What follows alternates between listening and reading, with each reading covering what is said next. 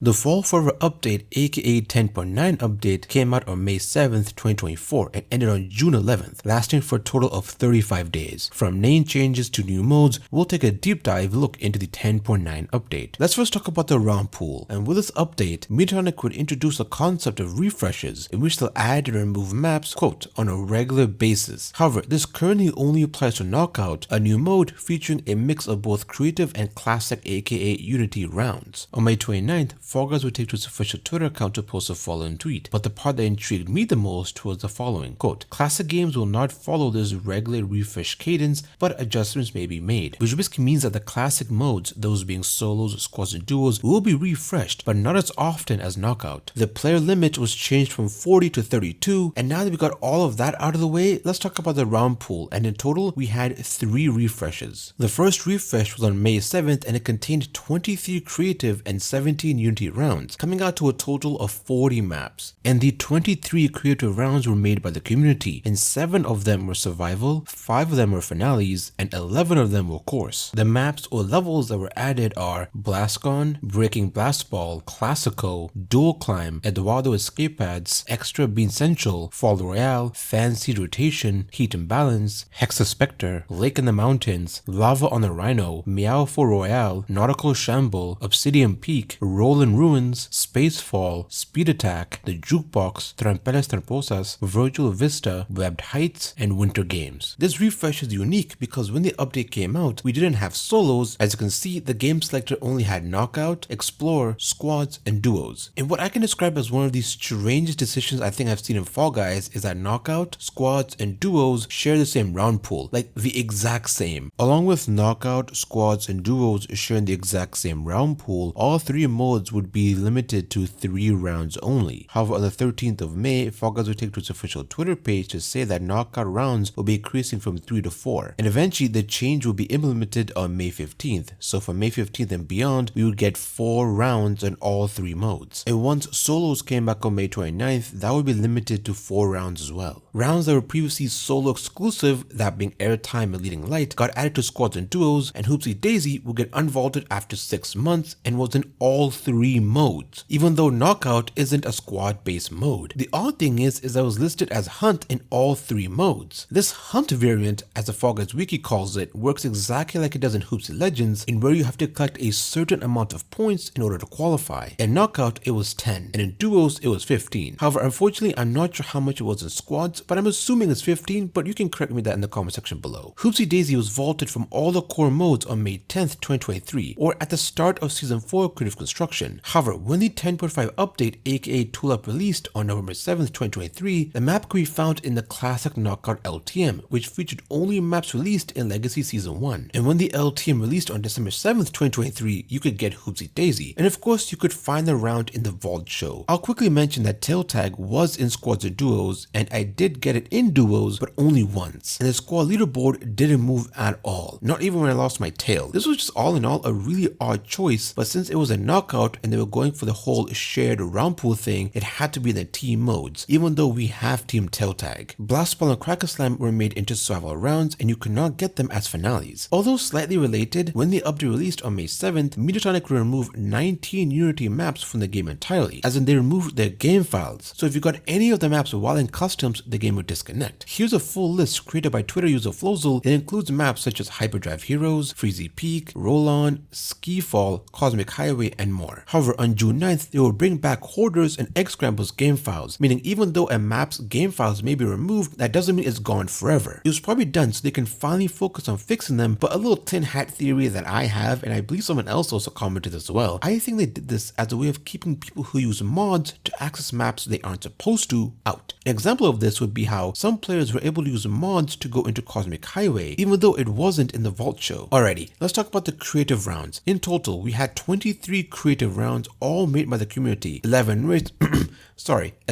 course, 7 survival, and 5 finales. One of the finales was in Japanese, which includes a title and description. However, the title wouldn't be visible, but the description was fine. I don't know the exact date this happened, but from May 9th onwards, the name will be changed to Breaking Blast Ball. Let's move on to the second refresh, which happened on May 15th. However, this refresh will make it to where the round pool between all 3 modes, those being Knockout, Duos, and Squads, are no longer the same. game. However, squads and duos share the exact same round pool. Let's first talk about Knockout. They changed fan seed rotation to a survival round, whereas previously it was a finale. Blast Ball and Cracker Slam are back to being finales, and they would add back Jump Showdown. Now, let's talk about the changes to squads and duos, which is where the bulk of the changes were made. Fan seed rotation, much like a Knockout, is a survival round. Airtime, Leading Light, Hoverboard Heroes, and Volleyball will get removed for squads and duos. Futures year, they would replace Tail Tag with Team Tail Tag on the May 15th refresh, although all four would still be a Knockout. And according to Fall Guys Owl, an official Twitter page run by Mediatonic, they fixed an issue in Volleyball where people were fighting themselves on the other side of the court. Not sure if this is the same bug or not, but if you got this map in squads or duos, there's a high chance of the team being uneven. According to the wiki, this has been a thing since the 10.6 aka Power Party update. Fall Ball, Basketball, Team Tail Tag, Jinxed, and Penguin Pursuit would get re-added back to squads and duos. On May 29th, they would do their final refresh for the update. First of all, they will bring back solos, and it contains only Unity or Classic levels, 47 to be exact. They would remove the creative levels from squads and duos. Squads would have 53 classic levels, whereas duos would contain 46 Unity levels. On the 29th, Fall Guys will make a tweet announcing the removal of Block Party, Party Promenade, Start Chart, Wall Guys, and Lost Temple due to the changes to the jump physics. Although what's weird is that Lost Temple is still a knockout even though they removed it from squads, duos, and solos. They would also add Volleyball back to squads and duos on the 29th. When comparing both squads and duos on the May 29th refresh, the only map that's in duos but not squads is Fruit Shoot. Also, what's odd is that Roll-On was in squads but only for one day, that had been the 29th. If you got the map, it would disconnect you since they removed it from the game files. Comparing the round pool from the last refresh to this one is just a night and day difference. I'll be showing a comparison for squads, and now I'll be showing you what the duos round pool used to look like. Let's quickly talk about Knockout because they basically removed every creative survival map, well except for BlizzCon for some reason, and along with that they removed Heat and Balance, which was a course round. Rotation Station and Ruta and El Selva will be added to Knockout. Trampeles Tramposa, a creative finale, will get removed. They swapped out Hoopsie Daisy for Hoopsie Legends, and in total they removed and added 10 maps. 8 of the maps were added to Knockout would be classic, and 2 would be creative rounds, and ones that were already in solo, squads, or duos in previous updates. Rotation Station and Ruta and El Selva would get added to solos in 10.6 or the Power Party update. Then they would get introduced to squads or duos in the 10.7 aka Shapes and Stickers update. The headlining feature of the Fall of Era update is most definitely Explore, a mode in which you can play an infinite amount of levels made in creative mode. With the ability to skip levels, you aren't forced to quit and have to start the search again like you would in traditional LTMs. If you skip a level, it'll take you to the next level without you having to leave the mode. However, if you do skip a round or level, you won't get any rewards, and if you're playing a course map, when you qualify, it'll automatically take you to the next level. For whatever reason, when the mode came out, you didn't get any crown shards. However, Fall Guys Owl will make a tweet on May 9th saying that Explore will now give you 5 extra shards. What's strange is that it doesn't give you 10 shards, it just gives you 5 shards, so I don't know why they had to say 5 extra shards. They would also decrease the amount of survival rounds you get in Explore. There was also this bug where after you finish a game of Explore and go to claim your rewards, it shows you the wrong number of crowns, and thankfully this seems to be purely visual. I really like how it shows the amount of progress you're making on the Fame Pass when you qualify. When you go to the reward screen, all the medals are the same and are the ones that you get when you get first place on Gate Crash. Even if you play a survival round, you will get the same medal. Even if you don't get first place in course maps, you'll still get gold medals and you will always get 500 fame. Survival levels work much like they do in finales. When one person is remaining, then the game will end or until the level times out, and whoever is left will win. Fame Pass 10 aka Fame Pass May 24 came out on May 7th and lasted until June 18th and will cost 600 Showbucks. This leads showed his Fame Pass clocking in at 70 tiers. The last time a pass had double-digit tiers was back in Legacy Season 6, which had 50 tiers. This Fame Pass is the first one not to include any emotes and is the first one to include animated skins, those being Sir Blaze Bright and Ethereal Ember. While talking about firsts, if you bought the Fame Pass bundle, you would get the Berry Bandit skin, although you can just outright buy the skin from the store for 900 Showbucks. This pass also gave out crowns, which hasn't happened since Legacy Season 6, although the preview does show crown shards, but it does say 60, and 60 shards makes 1 crown. In total, FP10 gave out 9 crowns. The amount of fame we need to get to the next level is laid out almost 1-to-1 like it was in Fame Pass 9. Other than the amount of tiers going down from 300 to 70, in Fame Pass 9 you needed 7,920 to reach tier 70, whereas in Fame Pass 10 you need 12,000. Might as well mention this here, the amount of fame you get from the challenge board in 10.9 is 85,000, assuming you finish your dailies and weeklies. In the survival update, update, aka 10.8 update, you'd get 35,100 fame if you finish both your dailies and weeklies. And they would also increase the amount of fame you get from just playing the game. And to say these changes made the pass a breeze to get through would be an understatement. I didn't play much of the game during this update and was still able to finish the fame pass with 20 days left. I'm sure some people finish the pass in a week, and as someone who wanted shorter fame passes, this was great. The 12k fame wasn't much of a bother since they increased the amount of fame you get from the challenge board and while playing the game. You were able to earn 6,200 kudos from the fame pass, which is important since you can no longer earn them from the challenge board. I want to quickly talk about the alternative skins you can get from the pass. If you purchase the fame pass, you would get the comfort carry skin, and you can unlock its alternative skin by reaching tier 44. Rascal Raccoon, which you can unlock at tier 10, has an alt that is called Lemon Mischief, which is found at tier 34, meaning you can unlock the alternatives for some of the skins in the main part of the pass, that being from tier 1 to tier 50. And from 50 basically till the end, you can unlock 4 alts, those being Yeetheart, Panther Mech, Ambercorn, and Ethereal Ember. Every full skin in the pass has an alternative skin, and sadly, this is the third fame pass not to give out any free costumes. This trend started from the Scales and Tails fame pass, aka Fame Pass 8. While I briefly talked about the challenge board, let's talk about it in more detail. As previously mentioned, you would get 85,000 fame if you finish all the challenges. Daily now has 3 challenges, whereas previously it had 5. They combined and run X amount of meters into one challenge. Before it was split into 2 and it was 4,000 meters. Now it's 5,000. It gave out 6,500 fame in the 10.8 update, whereas in 10.9 it gave away 8,000 fame. Qualify from any round in a show has its wording changed to reflect the new naming scheme, so round is now level and show is called game. They would increase it from 6 to 10. In 10.8 you got 3,300 fame. However, in 10.9 you got 10,000 fame. Play any level in any game gives out 7,000 fame, and it seems to be inspired by Play Any Show, which gave out 2,800. In 10.9 the challenge gives out 7,000. You'd get 60,000 fame from the new weeklies. However, you weren't able to earn kudos from the challenge board. You were able to earn 2,000 kudos a week, but that's no longer possible. You can also no longer earn shards from the weekly challenges. The new daily mastery tab has 3 challenges and gives out 30 shards. Since I'm talking about the challenge board, when the update came out, there were 2 daily tabs. One had the old challenges and the other one had the new ones. In this section, I'll talk about bugs I was able to find, and I'll be honest, I didn't play this update a whole lot. Fall Forever was out for 35 days and I only played 15 days of it, meaning I didn't play this game for 20 out of the 35 days, so this section will be brief. This bug has been here since the 10.6 or Party update, and although it is half fixed, it still happens. Basically, if you play with keyboard and mouse and change your keybinds, it doesn't matter what or how many, if you close the game and come back later, all your keybinds will be reset. In older updates, it will show a pop-up when you go into the home screen, but in 10.9 it doesn't do that anymore, so you wouldn't even know your keybinds got reset. However, in 10.9 it was half fixed, meaning if you change jump to say mouse button 4 and dive to button 5, when you play a game, those buttons will work. However, pressing space, which is the default for jump, will also work. I do believe some games allow you to have 2 keybinds for the same action, but not Fall Guys. While talking about old bugs that are still present, if you go and reset your keybinds on KBM, it will show double glyphs on the navigation bar. However, the same thing happens if you reset your controller binds. I'm playing on the Steam version of Fall Guys, and from my knowledge, this bug has been a thing since the 10.5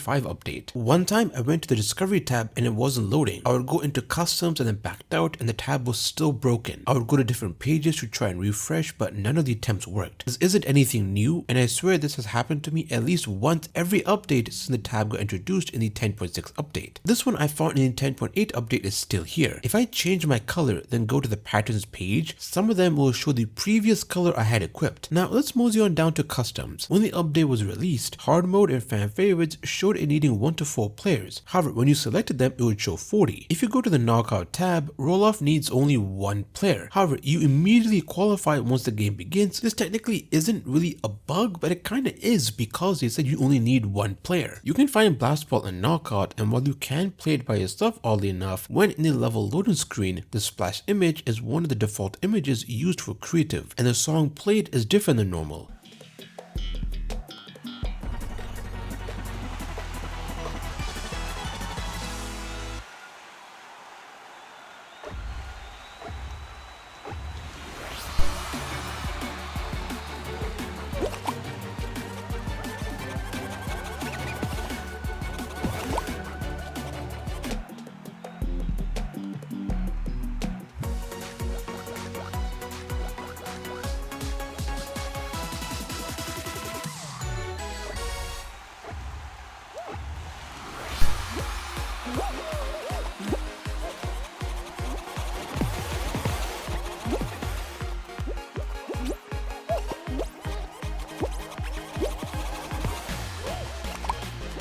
To round off the bugs found in customs, unfortunately, the one in where it says connecting to server but never does is still here. On the Fame Pass, even though I unlocked the Forging Forwards nickname, it's still grayed out. I went into my inventory and sure enough, I have the nickname. And what's funny is that a few hours later, the bug was fixed. In the home screen on PC, if you click the plus button that's next to the Showbox bar, a pop-up will appear allowing you to buy Showbox, and while that isn't new, if you go to the right, you'll see the other options overflowing from the pop-up. Now this bug has been here since the 10.5 update and it's our old friend failed to download, aka the downloading level error. I've gotten this bug 3 times, 2 of them were on knockout and the other one was in duos. In previous updates, if you got the downloading level error bug, when you go to the home screen, it'll show you a pop-up saying you got disconnected from the server. However, in the 10.9 or the Fall of Forever update, that pop-up no longer appears. If you open the options while playing a creative level, it lowers the volume of the music, and that's normal. However, if you reset to checkpoint, the music will stay quiet even though you're not in the menu.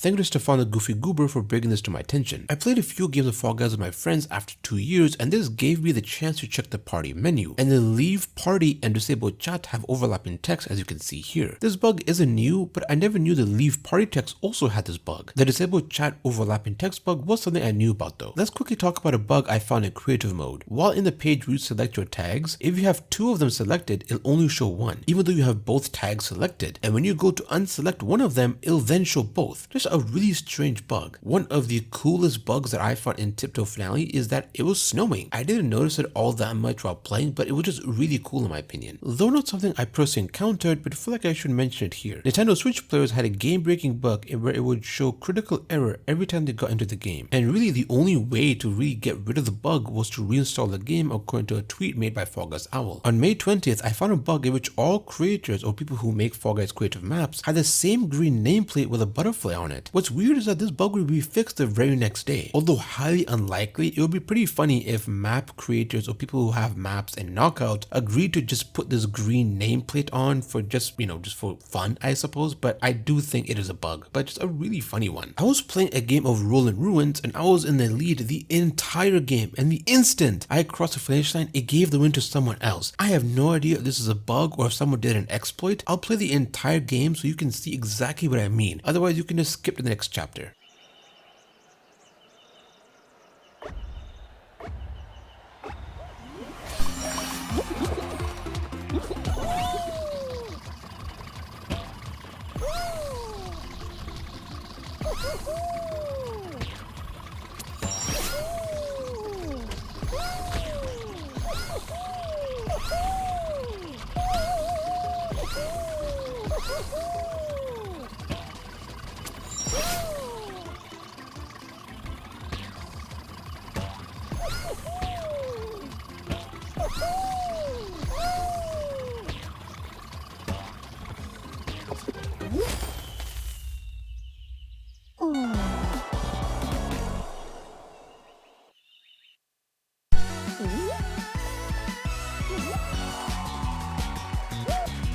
Alright, now let's talk about the things they added in Fall Guys Creative, and they added quite a few objects into creative mode along with making some adjustments to it as well. The jungle skybox will be added, and with this, Legacy Season 6 is the last OG season that doesn't have a skybox in creative mode. SS1 and SS3 don't have skybox in creative mode either. The timer has been increased to 30 minutes, the previous limit being 10 minutes. Mutonic would also increase the maximum value of some objects, meaning you can put more of these things on your map. The objects in question are the slime floor, spitting plate, rotating beam, rotating wall, fan, slings flingus, swinging axe, rotating hammer, pendulum, blizzard fan, and the boom blaster. The slime floor went from 15 to 200. Most of the objects that had a limit of 15 have been increased to 50. The only exception is the boom blaster, since that was 20 but it's been changed to 50. The pendulum was 10 and now it's 40. 16 new stickers were added, those being pattern brick, caribou fan, caribou weight, caribou puncher, egg, hexagon, hexagon, octagon, pentagon, quarter circle, right angle triangle, running bean, pattern grass, pattern paint splat, pattern polka dot, pattern water ripple, and pattern wood grain. In the 10.8 aka survival update, the sticker only had 6 colors, and in the 10.9 update, they added 11 new colors. And I'll be honest, I am not insane enough to list all of them. Heck, I don't even know the names of some of these colors. And what's odd is that they changed how the aqua color looks now. It's a lot more pale than it was in the 10.8 update, which resulted in people who use that particular shade of blue and people who use it to emulate water, they would have to change it since it looks off. Although they did add a deep blue color, so it's not much of an issue there, but still something worth pointing out. Although this footage was captured in the original theme, so it could look different in digital. The page where you go to select your tags is different. It's a lot more condensed than before. They would add invisible checkpoints, and originally I thought it was going to be a setting you could change in the default checkpoint, but no, it's an actual object. You could basically draw your own checkpoint and it'll show a bunch of single spawn points which are there to indicate where a player could potentially spawn from. And fun fact, if you stretch it out to the max, you can have 360 single spawn points out on the field. Alrighty, let's talk about the rotation controller. The rotation controller is what it sounds like. It's able to rotate a certain amount of objects. Here's a list of all the objects that the rotation controller can rotate in the 10.9 or the Fall of Era update. Padded floor, padded ramp, slime floor, circular platform, respawn zone, sphere, pyramid, isosceles triangle, quarter pipe, pipe, torus, padded block, basic diamond, padded semicircle, padded pillar,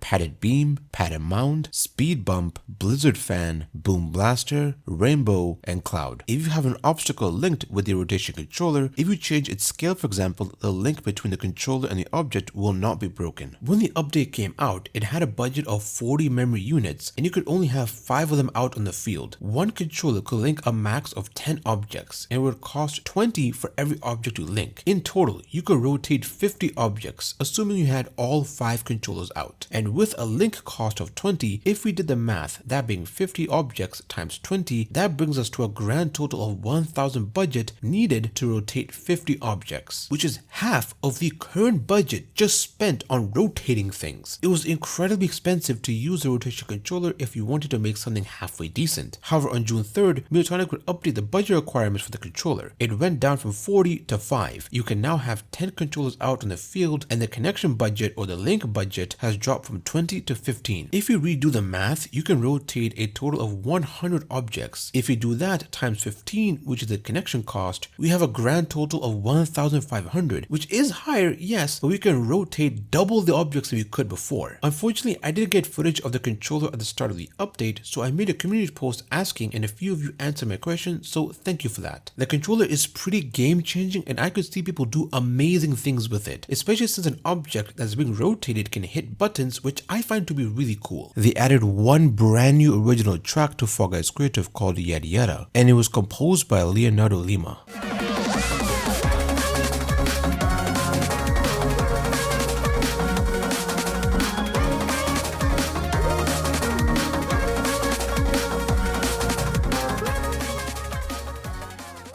When in the survival game mode, if you turn the visibility off for the single spawn point, it is a lot more visible. Here's what it looked like in the 10.8 update, and now here's what it looks like in the 10.9 update. While not in the mode itself, if you're playing a creative level and you open the options menu, you can now reset to a checkpoint which will spawn you back to a checkpoint you crossed. In this section, we'll cover the bugs and changes you guys found, and since there are a ton of comments, I won't be able to go over most of them, so I'll leave a link to the community post in the description. Store Nicholas 93 commented, quote, "When playing in a party, there's a chance for Explore to kick you back to the menu instead of the dropping queue screen. Explore is the only selectable game mode if you're kicked to the menu screen. Others will say, party is playing Explore, rewards will not be lost." End quote. And in the replies, I asked if it happened to just them or the entire party, and they responded back saying it happened to the entire party, and 3 people in the replies said it happened to them as well. Comrade Ghost 378 said, quote, "The funky chicken emote has a slightly longer sound effect now." End quote. I believe it's a different sound altogether, but a really strange thing to change considering it's been the same for like 3 years now. Resucuti commented, quote, "Keyboard inputs reset when opening the app, meaning that keyboard inputs preferences do not get saved. This has been an issue since the 10.7 update? I can't remember exactly." End quote. This bug, according to my research, originated in the 10.6 update, aka the Power Party update. No Mercy Mohawk 14 said, quote, "I don't know if you already knew this, but there's a glitch where power-ups don't show up on your screen unless they respawn, end quote. And they found this while on PS4. Hyper Yeeted MVP said, quote, the level over screen in non-English languages has gibberish letters and numbers that's not supposed to be there, end quote. I then asked what language could this be found in, and some people chimed in and said it could be found in Spanish and French. Kubel1 mentions how they randomly qualified while playing around, and I'll be honest, I wish I had that happen to me. The Crazy Plush Bros talks about how they got the critical error bug on Switch. This happened to everybody who played on the Switch when the update came out, and you had to reinstall the game to basically fix it. Mihalio_55 found the following on PS4, and I'll mention one of them, and it's that the beanball doesn't spawn instantly for PS4 players. However, on PC it spawns right away for everybody, so people who play on Switch or PS4, since it doesn't spawn for them immediately, it puts them at a major disadvantage for finales like Rolling Ruins. User PZ1PM7TUI1V said, quote, the bug where changing color skin turns white after using the Invisibean power-up is still here. I got it once while I was playing Knockout.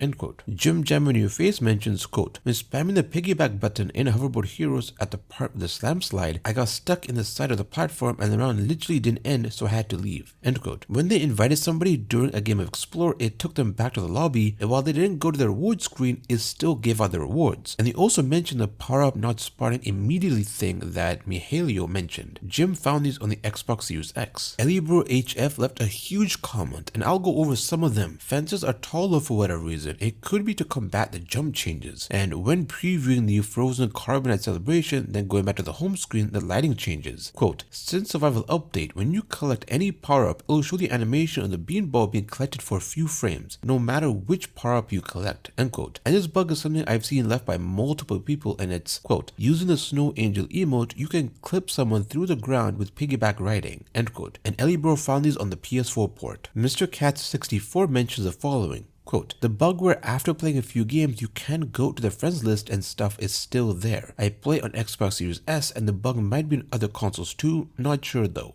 End quote. Cheeseman64 said they randomly qualified while piggybacking someone, and that if you're piggybacking someone and they hit their head and fall, you fall through the floor, which is similar to the emo glitch previously mentioned. EFG444 says that with the new jump physics, you're able to jump over 3 tiles, or more specifically 3 hex tiles. Lego Shine 3116 says they couldn't play the game on Nintendo Switch. Do note this was posted at the start of the update and they most likely got the critical error bug. Cupcake Kazoo mentions the following, quote, one time I was playing Snowball Survival with my friends and squads, and somehow we got the 3-ball variation, which is odd because the 3-ball variation only appears in Survival of the Fittest. I'm not sure if this is intended or not. End quote. Jim FGYT talks about how the Snow Angel emote bug, in which if you piggyback someone and do the emote, the player will go through the floor. Honeybee3483 left a comment at the start of the 10.9 update and the Blizzard fan bug, in where if you set your fan to strong, it's actually weak, and if you set your fan to weak, it's actually strong. And this bug originated in the 10.8 update and was a thing when the 10.9 came out. I believe it never got fixed in 10.9, but I could be wrong on that. They also did a great job of summarizing the first 2 weeks of the update. Random Purple Fox plays on the Switch and left quite the comment. One of them is that the power-ups take 5 to 10 seconds to spawn, which isn't anything new and I believe was a thing when they got introduced in the 10.6 update, and going into Discovery has a 50-50 chance of crashing their game. Slamcam Timer plays on PC and left a huge comment. I'll go through some of the points, such as the first one in which it's possible to go over the 2,000 budget if you connect the rotation controller while having at least 1,981 budget. If you connect the controller to a padded floor with a fence on top of it, the floor will move but not the fence. They also vouched for multiple comments stating that your entire party can get kicked while playing Explore, more specifically after you finished a round, but this only happened while in a party. Giamano says that when you hop on someone's back, the game will make you let go even though you didn't want to. That does explain why sometimes people hop on my back but get off the second they're on it. Peter YP says that Big Shot's timer has been changed to 5 minutes, when previously it was 1 minute and 30 seconds. They also mentioned something very interesting, and it's that with the mid-air control, it makes it to where if you have a lot of speed in a slippery surface like dive sliding on slime or ice, you cannot cancel your momentum by pulling your beam the opposite way like you used to. Really Named Dan talks about the changes he noticed, such as the survival rounds of squads or duos having an elimination cap rather than be timer based like it was before this update. Do note that Dan, just like most of these people here, actually left this comment at the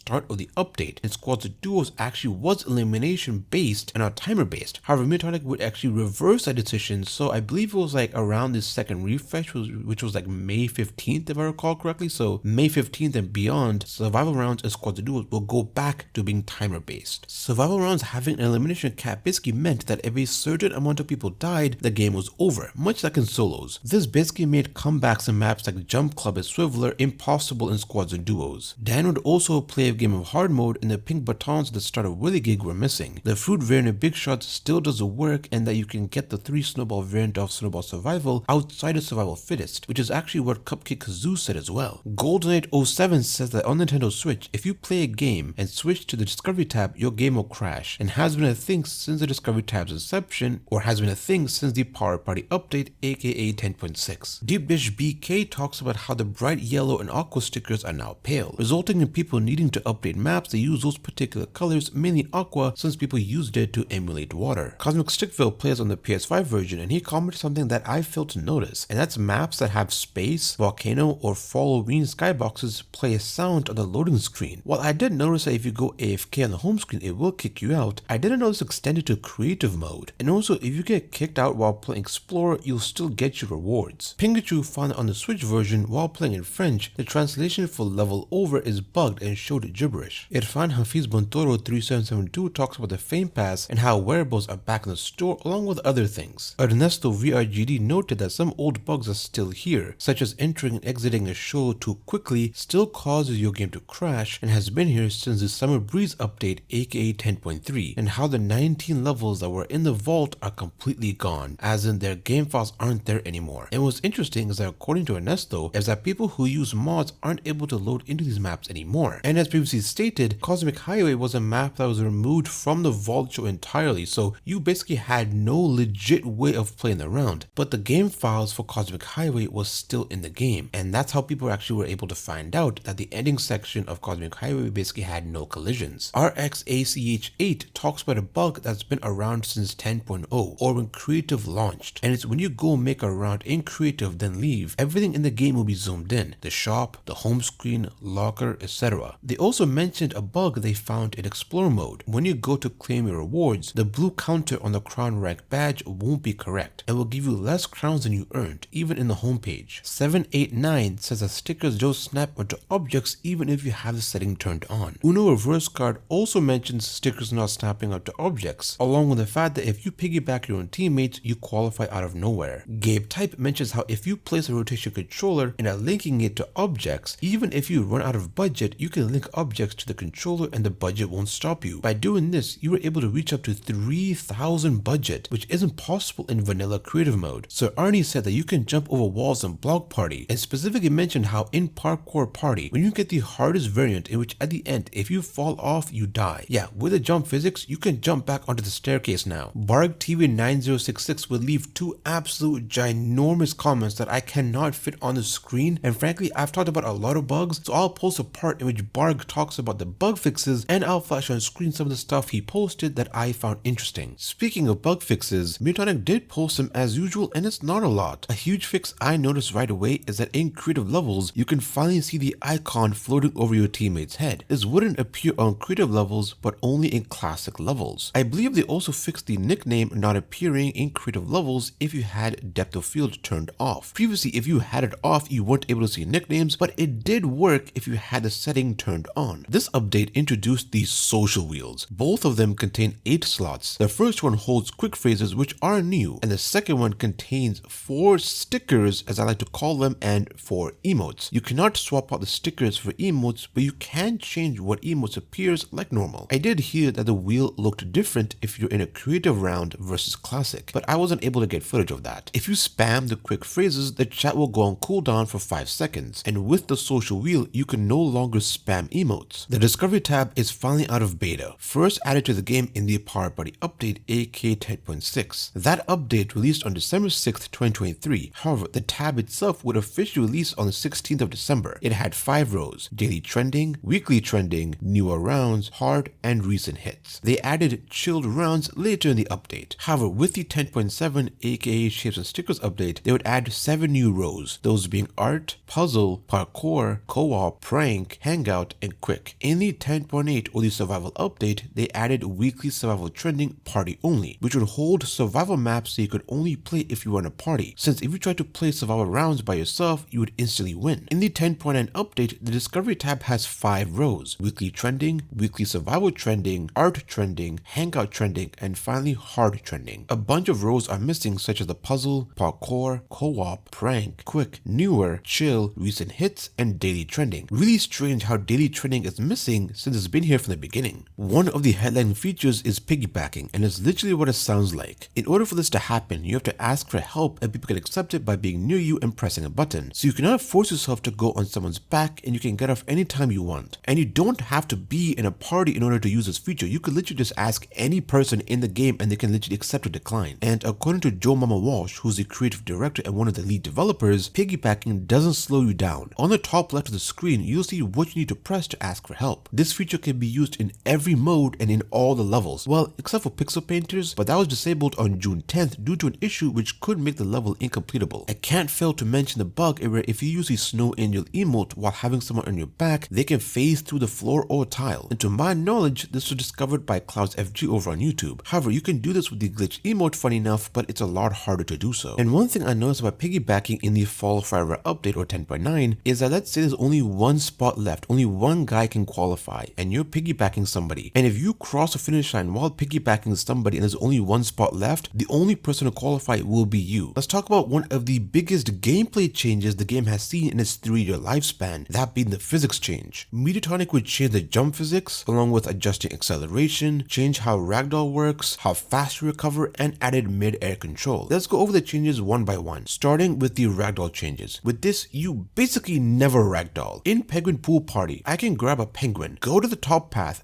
jump off, and land on my feet, all without losing the penguin or ragdolling. Of course, ragdolling can still happen in some instances. However, if you're about to land from a high place, you can land on your feet in a ragdoll, whereas before you would dive to soften your landing. And heck, you can even see in this footage at the start of the 10.9 update, I actually instinctively dive to soften my landing because I'm just so used to the fact that if I try to land on my feet, I will actually ragdoll, but that's no longer the case. The recovery changes make it to where if you get hit by something, you'll get up faster. I've experienced this firsthand in Fall Mountain. However, compared to the jump physics, this is nothing. I'll keep this part brief, but the jump changes makes it to where you jump a lot higher. And while this has unlocked new shortcuts and skips in maps like Slam Climb and Slam Scraper, it's also caused some Unity or classic rounds to outright break, such as Star Chart for example. You can just jump dive over the gaps without needing the bridge. And someone can correct me if I'm wrong on this, but I believe they also removed the game files for Star Chart. Along with that, they removed Party Promenade, Block Party, Lost Temple, although Lost Temple is still in knockout weirdly enough, but not solos, squads, or duos. And finally, they would remove wall guys. With the jump changes, you can lunge on top of the padded blocks in dizzy heights and make it across easily. Although what's strange is that I tried to lunge on top of the first padded block, and while I did make it, when I went forwards, I apparently hit something, but when I jumped on top of the second padded block, I was actually able to go forwards just fine, but not on the first one for some reason. In Hoopsy Legends, you can just run and then jump on top of the elevated platforms, whereas before you could make it, but you needed to jump and then dive in order to get on top of it, but now you can just lunge to it. And speaking of lunging onto things, you can just outright jump on top of the boxes as well, which is why I think they removed wall guys, since the boxes in wall guys and Hoopsy Legends are the same. In Hoopsy Daisy, you can reach the hoops that's at the bottom of the 2 ramps and the one that's next to the ramp as well. In Slam Scraper, you can use a low gravity to jump and skip to the second floor. You don't even need to use a hurdle anymore, though it is very tricky to do so. And once you're on the second low gravity zone, you can just jump directly on top of the platform, whereas before you needed to jump on the little ledge or on top of the little laser bridge. And I personally feel like bumper skip is a lot more viable to do thanks to the new jump changes. Though when you do get on top of the bumper, you still do hop a little bit, but I feel like getting on top of the bumper itself is much easier. And even if you choose not to do bumper skip, you can still skip one of the gloves by just jumping onto the conveyor belt from the corner. And you can essentially play Slam Climb by holding W. You can just jump dive from the corner and get on the first incline path. When you get to the section with the cannon and 2 push-up blocks, you can now outright just jump dive onto the second push-up block area, basically skipping the first push-up block altogether. You then can jump on top of the moving blocks and actually get to the next layer. Although I will say it does look easy when you're watching it, however, when you actually go and try to perform these skips, it is a whole different story, especially the one at the start. In Leading Light, you can just jump dive over the force fields now. Trapping people used to be a strat, but that doesn't matter now. In Lost Temple, at the end, you can just jump dive directly onto the large drums, skipping the need for the small ones. In Hit Parade, you can jump dive on top of the padded block, then run along the turnstile and even go over the wall, basically skipping the entire turnstile section. And the last change that I noticed is that in Jump Showdown is that you can jump dive over a 2-tile gap now. Although in this clip I barely made it, but it is definitely possible to do so. The mid-air control was something I didn't notice when the update came out, but as I played more and more, I started to realize that it makes maps like Blast Ball a lot easier, so as a result, the game lasts longer. You basically need to be great at sniping if you want to kill people. And also, Crack and Slam is a lot easier as a result, since the slams actually don't kill you. The one thing I didn't personally notice was the increase in acceleration. Here's a tweet made by Flozel showing off the exact values Mutonics changed. The left is the old values and the right is the new one. They also added the landing target, which is only useful in survival finales like Blast Ball for example. While it makes sense, it doesn't appear in Volleyfall since the ball has a landing target, so it would be confusing if you saw two of them. You can disable the landing target in the settings if you want. However, it was enabled by default in the Fall Forever or the 10.9 update. The thing with the physics change is that flippers and Yeetuses don't fling you as far as it did before, but this is something Mutonic did warn would happen via the blog post. So if you made maps with Yeetuses and flippers, you can adjust them just fine, but as a result, some of the Unity rounds that uses like Yeetuses like Skyline Stumble for example, outright useless now. And to a certain extent, the Fall Mountain Yeetus is also pretty useless. Like you can still use it and it can still fling you to where you need to go, but however, it is not easy, reliable, or consistent to take as it was with the previous physics. In this section, I'll talk about some miscellaneous changes and just things I couldn't find a place for in the other sections. If you're AFK while on the home screen, the game will disconnect you from the server. From my testing, I found that it's 10 minutes of inactivity before it kicks you out. The rating panel now has its own dedicated inputs for liking or disliking. Previously, it was the same button you used to skip celebrations, so if you skipped it, it would undo your rating, but not anymore. I briefly mentioned this, but the funky chicken emote sounds different.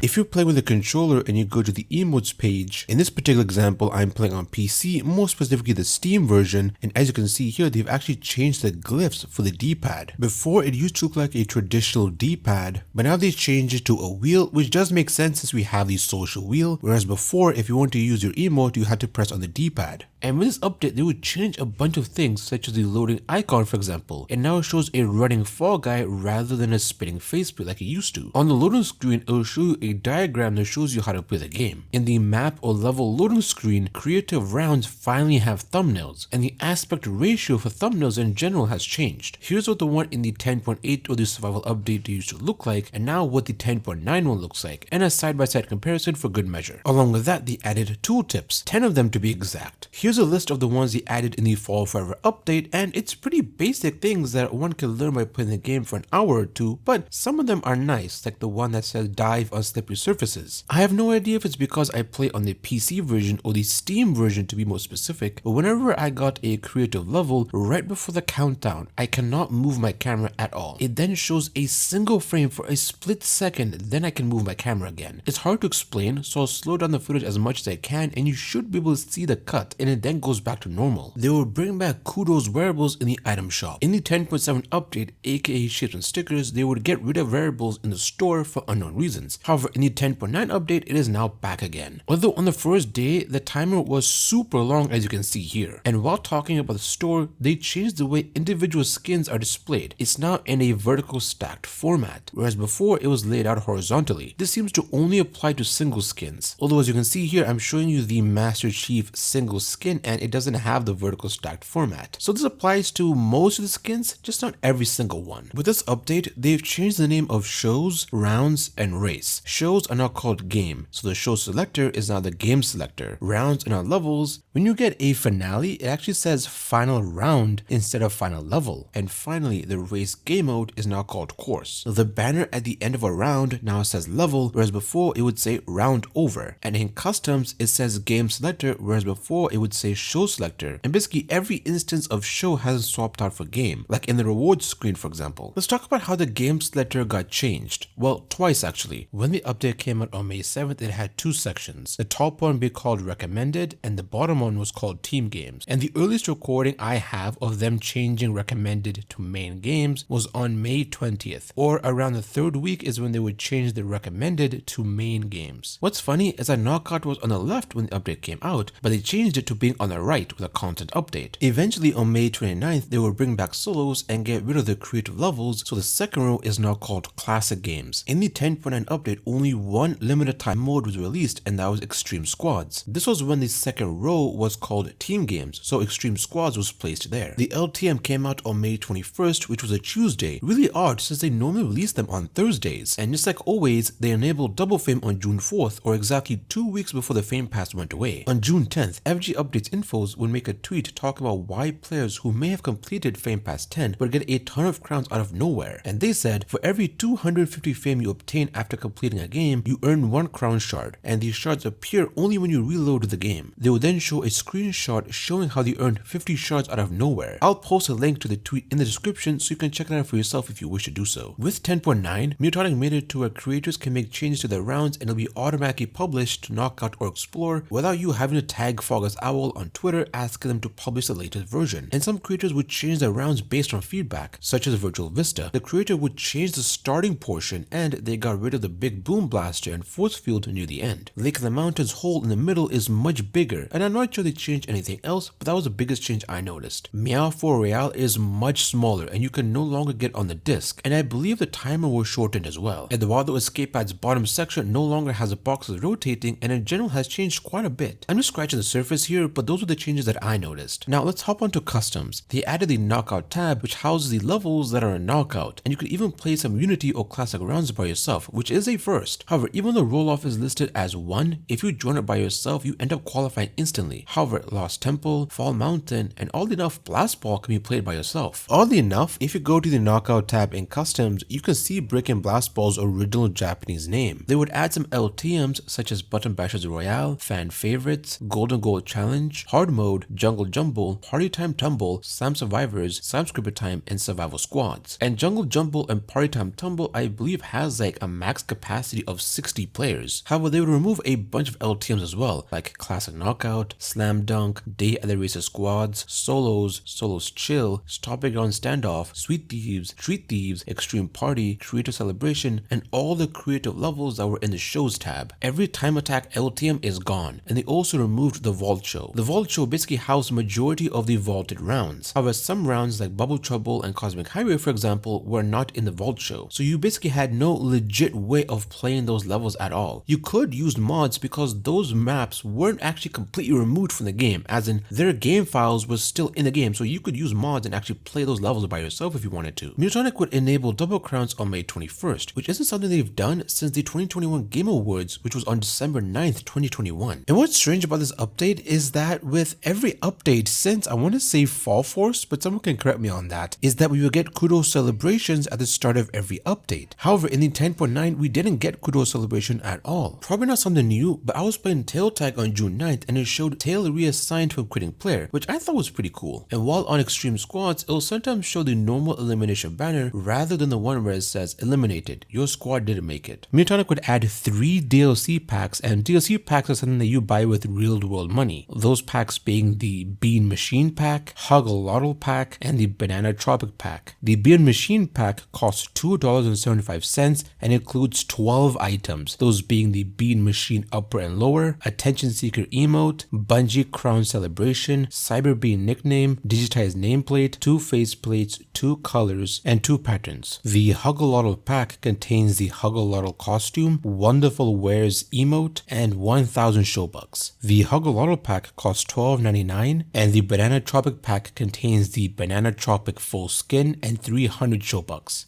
The Banana Tropic pack costs $4.99. I didn't know where to put this, but on May 29th they enabled skill-based matchmaking in duos. The third section of Slam Climb will always have the flippers out, and if you open the operas menu, you'll notice they got rid of audio, keyboard, and controller, and they condensed it just to 1 settings, which does clean up the menu considerably. And they also added the reset to checkpoint option, but only in creative levels. While not related to the update directly, I still wanted to share this because I found this to be awesome. Alex Lockwood, the creator of LostTemple.app and Rolloff.club, both phenomenal resources you can use to improve on those maps, would make a breakthrough on May 18th. They were able to reverse engineer the Fall Guys source code and figure out the exact Lost Temple path probabilities. This is more accurate than the previous calculations since those were calculated based on 3,500 games he played and the calculations were done manually. And the only reason why I knew about this was because I was on Twitter trying to find footage of the Lost Temple exploit you could do thanks to the new jump physics. In the end, I couldn't find footage of it, but I did find something way better. When Trempelas Tramposas was featured in Knockout on May 7th, you could actually jump dive to the rhino that was off to the side. By doing this, you basically escaped the fighting altogether. 2 days later, or on May 9th, the creator removed the rhino all the way to the back, getting rid of the exploit. When the update came out on May 7th, Rolling Ruins actually had the original or classic skybox, as you can see here. And what's strange is that the thumbnail actually showed it having the jungle skybox. Eventually, the round or level would have the jungle skybox. And I'm not sure the exact date the change happened, but according to my archives, May 12th is the first recording I have with the jungle skybox being in Rolling Ruins. In the level qualification screen, or the screen that you appear in once you finish a level, if you played a creative level, the rating panel will now appear on the right side of the screen. The Kizunai AI gamer skin was supposed to release sometime in 10.9. They even advertised it in the newsfeed. However, the skin never did release for whatever reason. In the 10.9 update, they've updated the 3 pink rounded rectangles and now it is black with white text, whereas previously it used to be in a pink background with white text and had a drop shadow for visibility. However, they've gotten rid of the pink and changed to black, and in the 10.9 update, the rounded rectangles are now in the same line. They also adjusted the padding or spacing from the how to play text and the rounded rectangle that had to play count. This is something I experienced but don't have footage for, so you'll have to take my word for it. In the survival update and prior, it was possible to earn challenge from playing rounds found in the discovery tab. When doing so, if you restart your game, you get a pop-up that said Legacy Pack Rewards, even though it's the rewards you earned from the Fame Pass. In 10.9 or Fall Forever, they changed the text to unclaimed rewards. Alrighty, let's go to the credits and break down every name change in every section. I'm just joking, I'm not that crazy. Mediatonic would completely overhaul the how to play screen. In previous updates, if you went to settings and clicked how to play, it would show you a slideshow of the mechanics and the basic things that you can actually do in the game. However, if you go to the same settings and click how to play, it will now show you a diagram just showing you the basic things, and the same diagram is used in the loading screen. When you open up the game for the first time in the 10.9 or the Fall Forever update, a terms of service pop-up will appear and you have to agree to the EULA changes and the privacy policy changes. Survival update released in 2024, in the start screen, if you check the very bottom text and the little copyright says that the copyright symbol 2023 Mediatonic Limited, Fall Guys, and all related characters elements are trademarks of Mediatonic Limited. Even though Survival Update released in 2024, it still said 2023. Although in the 10.9 aka Fall Forever update, they have finally updated the number to say 2024. In 10.8 and prior, if you go to the profiles page, you were able to link your Amazon account to Fall Guys, and every so often Mediatonic will release Amazon Prime exclusive skins which you could actually get. And this has been a thing since the Legacy days. This has been a thing as far as Legacy Season 3. However, in the 10.9 update, they actually got rid of the link to Amazon option, and that's because the deal between Amazon and Mediatonic or Epic Games just went away. In the game reward screen, every time you unlock something from the Fame Pass, a small audio of a Fall Guy going woo will be played.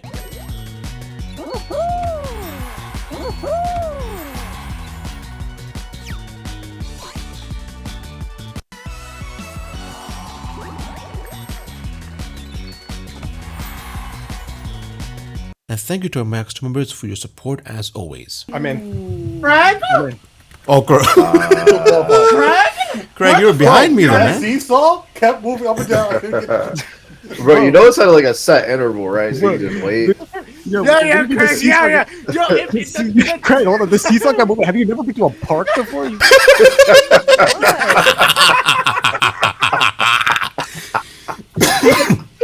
Basketball.